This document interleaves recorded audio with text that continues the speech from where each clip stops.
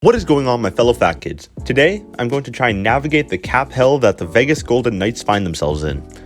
Vegas is a very, very tricky team to solve because they hand out no movement clauses like fucking candy on Halloween.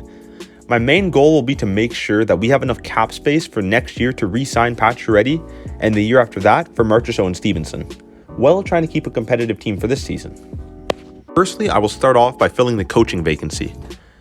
Vegas as an organization loves bringing in big names, and I don't see why that philosophy would change with their coaching. I think that Bruce Cassidy will be the best fit for the Golden Knights. Cassidy is coming from a team in Boston who has been in a win-now mode for a long time, so he will probably want to join another team with that same goal, and Vegas is really the only team with a coaching vacancy that fits that criteria.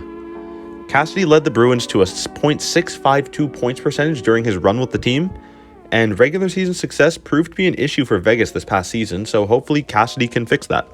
Now on to the actual moves. First up, we have just two pure cap dumps in Dadonov and Martinez.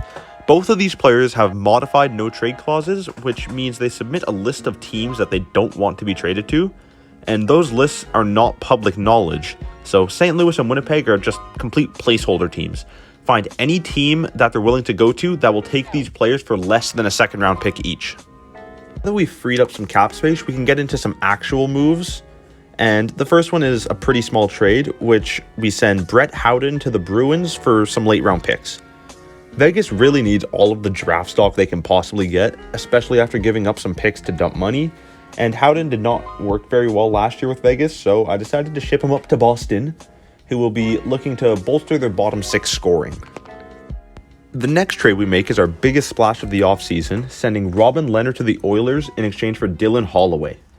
Dylan Holloway is a young, promising forward prospect who should be able to play in the NHL this year and is still on his entry-level contract. Vegas needs to utilize players on their ELCs to make their cap situation work. From the Oilers' perspective, they just made the conference finals and will be looking to repeat that season. Their biggest flaw right now is goaltending, and now that Koskinen has signed in Europe, they not only have a need for another goalie, but they've also freed up the cap to make this work. Leonard is a sizable upgrade to Smith and probably the best goalie on the market right now. Yes, better than Gibson. And Leonard also has some term on his contract, so the Oiler goalie carousel can finally stop for a few years. The final trade of the offseason is for Gorgiev.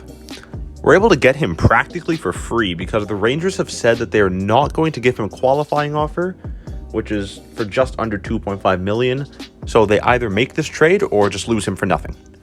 For Vegas, we get a pretty young goalie who is coming off of a rough couple of seasons, but has shown promise beyond those 2 seasons, who can hopefully play a whole season for us and put up at least a 905. That's all I have for the trades. Now let's move on to the free agents. Firstly, we signed the newly acquired Gorgiev to a $2.5 million contract because, well, that's what his qualifying offer is, and it's very likely he'll accept that before we can make a counteroffer. Next up, we get Wedgwood to either be a backup or 1B to Gorgiev. Then we grab Cogliano for some veteran leadership in that young bottom 6 group. Then we pick up PK Subban to play on the bottom pair. I'm sure you guys know how Vegas is with their shiny new toys, and PK is the pick for this year. We're only signing him for 1 year though, so he can walk next season to make cap room for all the players we have to sign in the coming years. Oh, and finally, there is Nick Roy. Let's pretend he was in the RFA section. I may have messed something up, but yeah.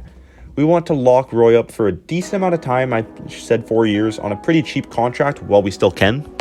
So those are all the moves that I have planned for the Knights this season.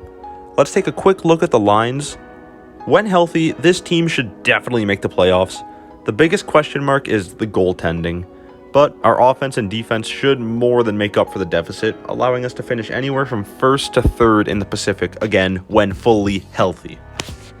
Finally, let's look at this team's cap situation long term. In year 1, it really doesn't look too great with only $1.9 million in cap, but as soon as next season, it looks much better with almost $20 million in cap, with the only main players to sign being Pacioretty, Coughlin, and Nolan Patrick. I think that we have successfully freed the Golden Knights from their cap crunch while keeping them competitive. That's all for now. Work out, eat healthy. I'm just kidding. See you in the next one.